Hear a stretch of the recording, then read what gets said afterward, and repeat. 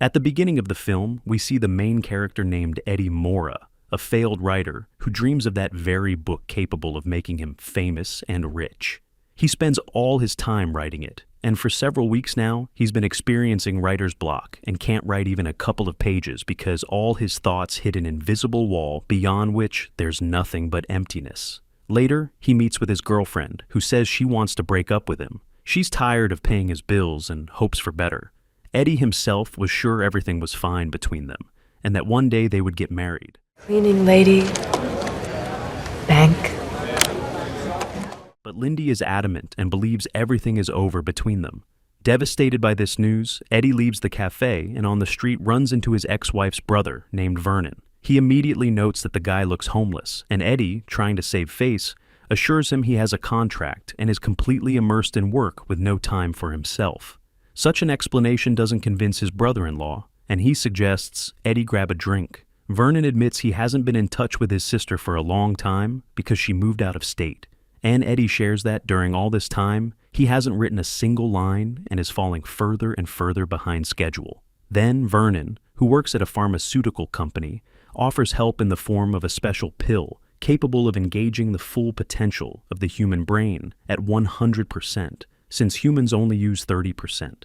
But Eddie refuses, especially since he has nothing to pay for the drug, which costs $800. But his former brother-in-law simply gives him the pill, leaves a business card, and leaves. He looks at the pill and realizes he has nothing left to lose, and he decides to take the drug. The pill works instantly, and encountering the landlord's wife on the landing demanding payment for rent, Eddie in a matter of seconds reads her condition and understands she has a problem at college. He sees uncertainty and confusion in her eyes. While she yells at him, he notices a book in her bag and realizes the girl is studying law. That's none of your business. Something wrong in law school? How do you know I'm in law school? The stream of knowledge that had been stored in his subconscious for years begins to form into clear thoughts, and having calmed her down, he even helps compile the necessary notes. In 45 minutes, it was a polished gem. She was pleased. Returning to his apartment, Eddie realizes he's living in a real pigsty, and if he wants to bring order to his mind, he'll have to start with the surrounding chaos. Energy literally overwhelms him, and having finished cleaning, he decides not to stop and immediately sits down to write his book. Words themselves line up into coherent, precise sentences, and having worked until late at night, Eddie falls asleep. But in the morning, he realizes the abilities have disappeared, and everything that yesterday seemed limitless has been reset. However, something remained. He shows the written text to his editor, and by the time he gets home, she's left several messages on the answering machine. She's amazed by his work. Eddie wants to call back, but realizes the text wasn't written by him, but by a different Eddie. Eddie, give me a call when you get in. It's a little grandiose, but I'm still reading. Realizing he needs the pill again, he heads to Vernon, who greets him with a beaten face. His brother-in-law doesn't say who did it, but admits that NZT hasn't been approved by the ministry yet, and its production is completely illegal. When Eddie confesses he needs another pill, Vernon agrees to discuss it, but asks him to pick up his suit from the dry cleaners and grab something for breakfast.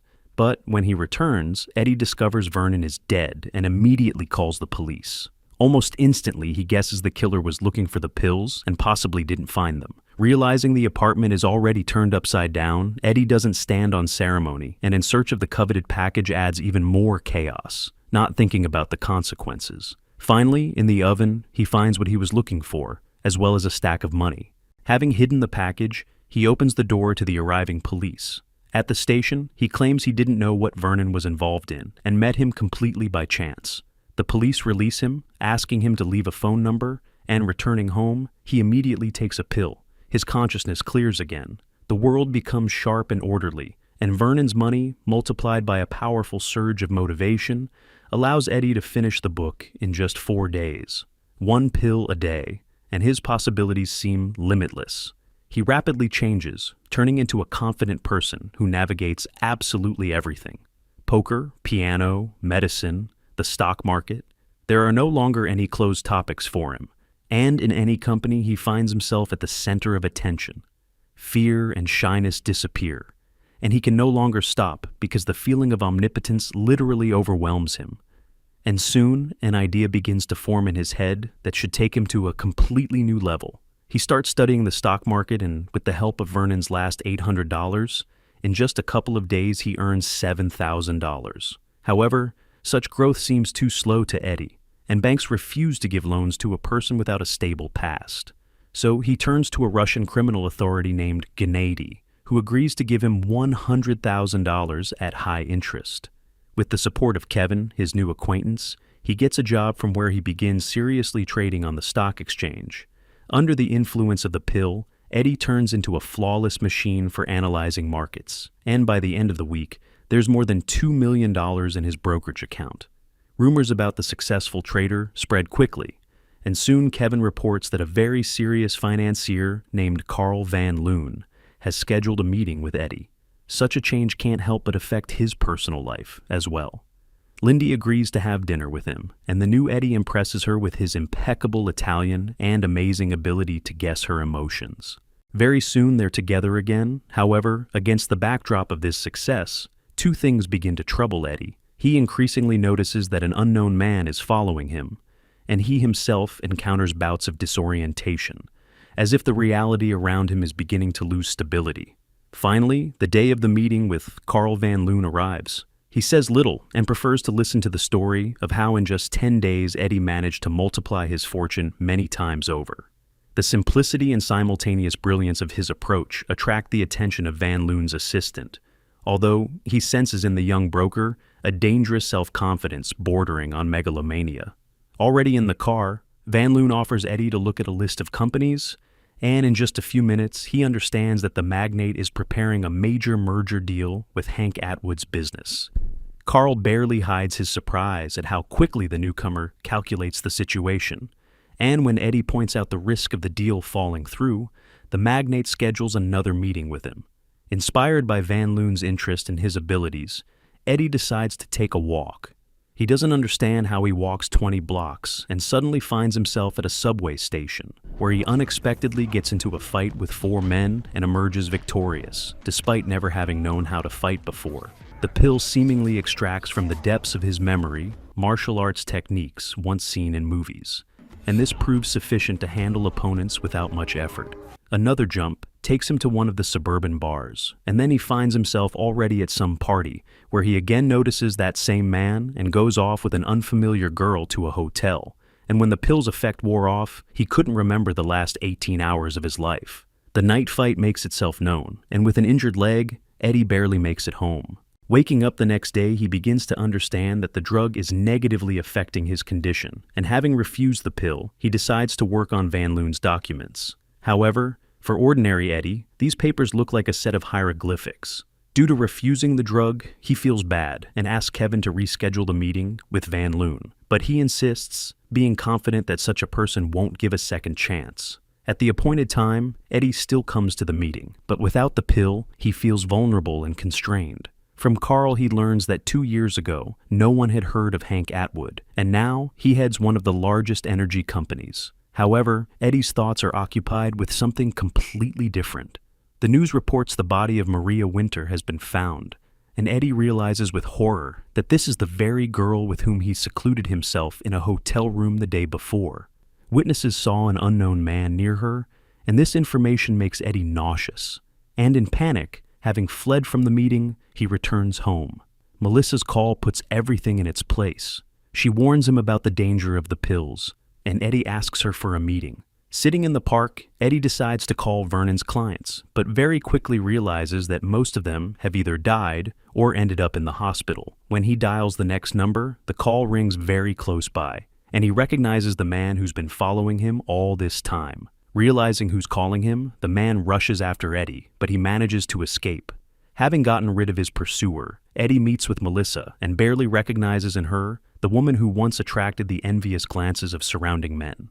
She immediately understands that Eddie has been taking the pills for a long time and confesses that she herself was once her brother's client. At first, the drug made her life perfect, giving a feeling of omnipotence. But learning that people die from it because no brain is capable of withstanding such a load for long, she decided to quit. Now she suffers from headaches and nausea that deprive her of the ability to concentrate. Melissa advises Eddie to gradually reduce the dose and then refuse the drug.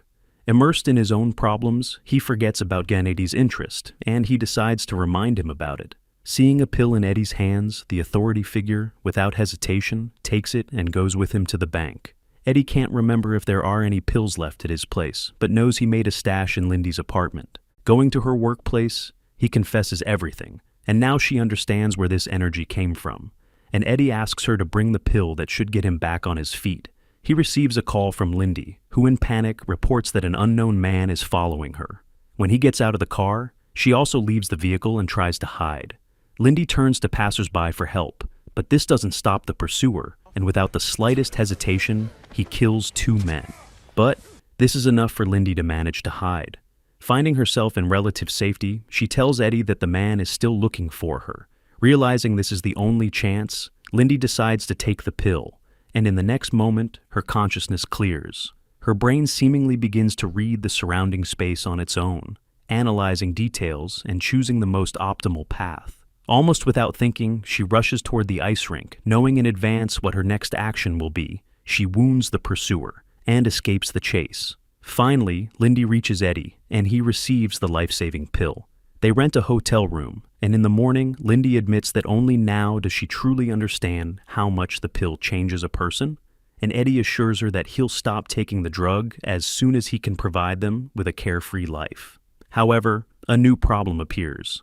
The effect of the pills made a strong impression on Gennady, and Eddie gives him several pills, trying to buy time. Realizing the danger, he hires bodyguards and asks them to keep their distance, not attracting unnecessary attention. Don't wear the same color suit. This isn't the Matrix. Eddie finally meets with Von Loon, who admits that after studying the prepared report, he fired several employees who couldn't do what one person did. So, 2 months after starting to take the pills, Eddie becomes a key intermediary in the largest corporate merger in history. Understanding that sooner or later the pills will run out, Eddie offers a chemist $2 million to create a new batch of the drug, and he agrees. To always have pills at hand, he asks his tailor to make hidden pockets in all his suits. However, the situation soon becomes complicated when Eddie learns that a witness in the Maria Winter case has identified him as the man seen near her on the evening of the murder. He hires the best lawyer in New York and finds out that all traces at the crime scene were carefully destroyed. Despite the looming threat of arrest, Eddie continues to participate in negotiations with Hank Atwood, and after their completion, demands payment for his contribution. For Van Loon, Eddie has long ceased to be just a valuable employee. He has become a strategic advantage that cannot be released, since he's capable of seeing the market years ahead, finding vulnerabilities in the largest corporations, and if desired, easily moving to competitors. That's why the request for $40 million in freedom sounds to Van Loon not like a business proposal, but like a loss of control over an overly dangerous asset. You don't know how to assess your competition because you haven't competed. Don't make me your competition. And to keep Eddie close, Carl opens unlimited credit for him, ready to cover any expenses. Realizing that he's getting deeper into a dangerous game, Eddie decides to buy an apartment in one of the city's elite buildings, calculating that a dwelling with a multi-level security system will become a real bunker for him. Meanwhile, Gennady reappears on the horizon, demanding new pills and blackmailing Eddie with threats to tell the press about the Maria Winter case. On the appointed day, instead of Hank Atwood, his wife comes to the meeting and reports that he suddenly became ill and ended up in the hospital. Escorting her to the car, Eddie recognizes in the driver the very man who had previously pursued him, and at this moment, it dawns on him that Atwood was also taking the pills. During the identification procedure, Morris Brandt selects people who look as similar to Eddie as possible, and the witness behind the glass gets confused in his testimony, never managing to point to the person he saw on the evening of the murder. For Eddie, everything ends well, and having taken his jacket from Morris, he goes to Carl, from whom he learns that Atwood has fallen into a coma. This news makes Eddie remember that he himself missed taking a pill, and secluding himself in the restroom, he discovers that his stash is empty. Returning to Van Loon's office, Eddie receives a package from the secretary addressed personally to him, and inside finds a message from Gennady, the severed hands of his bodyguards. Ignoring Van Loon, he leaves him, and already in his apartment, seeing Morris Brandt in the news next to Atwood's wife, he understands who exactly robbed him. A knock on the door pulls him from his thoughts, and he hears Gennadi's voice demanding he open immediately. Realizing that he has no pills and won't be able to buy off the authority figure, Eddie decides to settle accounts with life. But standing on the edge and preparing to take the fatal step, he suddenly remembers the last pill that should be hidden in one of the boxes. Eddie frantically starts searching while the bandits are breaking down the door. But having found the coveted pill, he stumbles and doesn't have time to take it. Finding himself in Gennadi's hands, Eddie sees that he has changed the method of taking the drug, explaining that this way, the drug enters the bloodstream faster and acts longer. Learning that Eddie has nothing more, Gennadi orders the apartment searched and doesn't notice how he hides a knife behind his back. While his men break open the safe, the authority figure declares that he'll find out the truth anyway, even if he has to torture Eddie to death. But Gennadi's overconfidence fails him, and when he comes too close, Eddie strikes, mortally wounding the authority figure.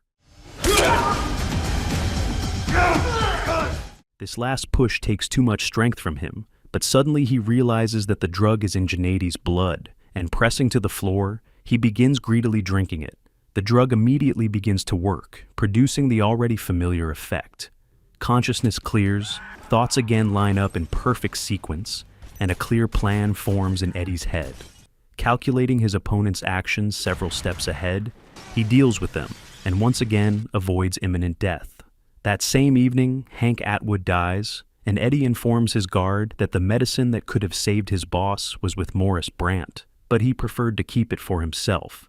The killer doesn't like this, and he decides to punish the lawyer, while Eddie finally gets to the drug. A year passes. Edward Morra is running for senator, and he's informed that one of the largest sponsors wants to meet with him. Van Loon quickly understands how high Eddie is aiming, and makes it clear that he knows about the drug. He found out which lab was producing the drug for Eddie, bought the company, and closed it, thereby becoming the only person capable of resuming production. In return, Van Loon wants only one thing, that when Eddie reaches the presidency, he'll promote the interests of a certain circle of people. However, the future senator is not satisfied with such an arrangement. Eddie calmly explains that he foresaw this scenario and long ago set up several labs working simultaneously. Moreover, throughout the entire year, he collected information about Van Loon himself and prepared countermeasures in case he decided to attack. No matter how hard Carl tries to outsmart him, Eddie still sees the situation several steps ahead. And to prove this, in a matter of seconds, making a calculation, he predicts an accident. By Van Loon's changed heartbeat, he understands that the magnate's heart is working at only half capacity, and he'll soon need surgery. Carl fails to persuade him to cooperate, and having gotten rid of Van Loon, Eddie goes to lunch, where, having placed an order in Chinese, he no longer surprises Lindy.